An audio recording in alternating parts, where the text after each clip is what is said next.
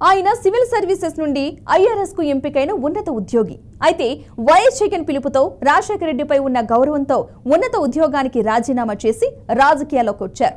ఈ నేపథ్యంలో చింతలపూడి నుండి వైసీపీ టికెట్ మీద ఎమ్మెల్యేగా గెలిచారు. మరి నియోజకవర్గంలోని ప్రజలు మనసులను గెలిచారా?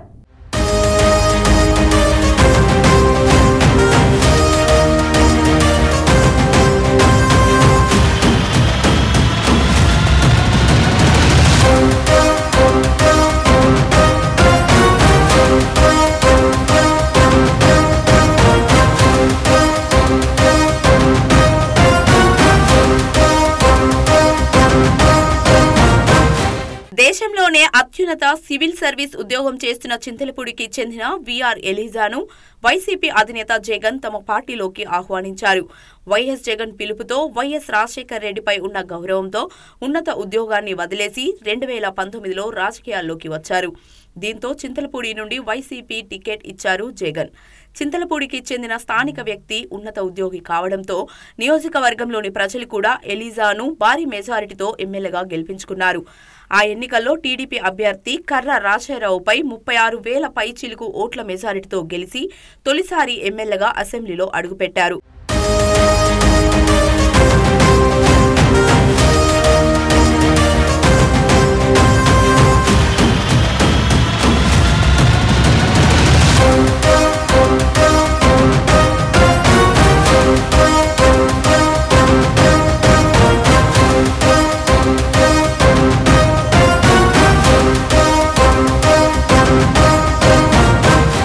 అయితే 2019 నుండి 24 మధ్య వైసీపీ ప్రభుత్వ హయాంలో రాష్ట్రంలో ఎలాంటి అభివృద్ధి జరగలేదనేది జగమెరిగిన నగ్న సత్యం. ఈ నేపథ్యంలో చింతలపూడిలో కూడా ఎటువంటి అభివృద్ధి జరగకపోయినా ఎమ్మెల్యేగా ఎలీజా ప్రజలకు అందుబాటులో ఉంటూ ప్రభుత్వ సంక్షేమ పథకాల పంపిణీ కార్యక్రమాల్లో చురుకుగా పాల్గొనేవారని నియోజకవర్గ ప్రజలు చెబుతున్నారు. ఇదిలా ఉంటే చింతలపూడిలో 100 పడకల ఆసుపత్రి నిర్మాణానికి మాజీ ఎమ్మెల్యే ఎలీజా హయాంలోనే పనులు ప్రారంభమయ్యాయని స్థానికులు చెబుతున్నారు.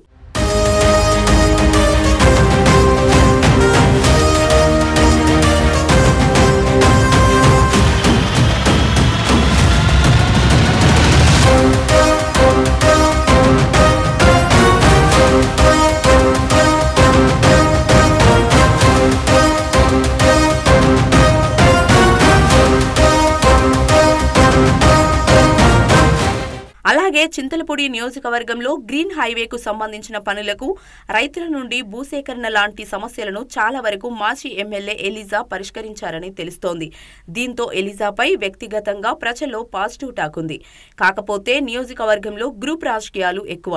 అయితే ఆయన ముక్కుసూటిగా మాట్లాడే వ్యక్తి కావడం, ఉన్నత ఉద్యోగం నుండి రావడంతో ఆయనపై సొంత పార్టీ నేతలే వ్యతిరేకత పెంచుకున్నారు. దాంతో లేనిపోని ఆరోపణలు చేసిన సొంత పార్టీ వ్యక్తులే ఎలీజాపై అధిష్టానానికి ఫిర్యాదు చేశారు. దీంతో చింతలపూడి వైసీపీ ఇన్ఛార్జిగా మరో వ్యక్తిని ప్రకటించడం ఎలీజాను తీవ్ర అసంతృప్తికి గురిచేసింది. ఈ నేపథ్యంలోనే పార్టీ నుండి ఆయనను పొమ్మనలేక పొగబెట్టారనే ప్రచారం ఉంది.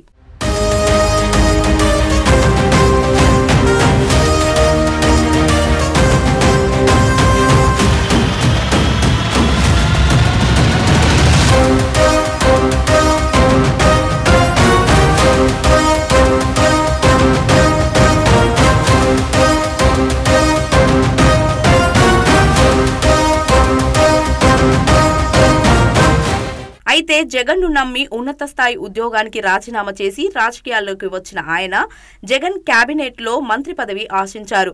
నాటి ముఖ్యమంత్రి వైఎస్ జగన్మోహన్ రెడ్డి మంత్రివర్గంలో చోటు దొరుకుతుందని ఎన్నో ఆశలు పెట్టుకున్న ఎలీజా చివరికి భంగపడ్డారు.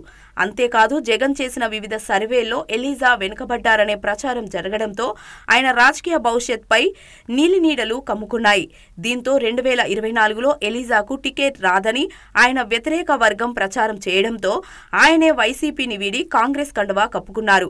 అనంతరం గతేడాది జరిగిన ఎన్నికల్లో కాంగ్రెస్ నుండి పోటీ చేసి పరాజయం పాలయ్యారు. ఏదేమైనా ఎలీజా సివిల్ సర్వీస్ ఉద్యోగాన్ని వదిలి కుళ్ళు రాజకీయాల్లోకి వచ్చి తన విలువైన సమయాన్ని వృధా చేసుకుని తన గౌరవాన్ని పోగొట్టుకున్నారని నియోజకవర్గంలో టాక్ నడుస్తోంది.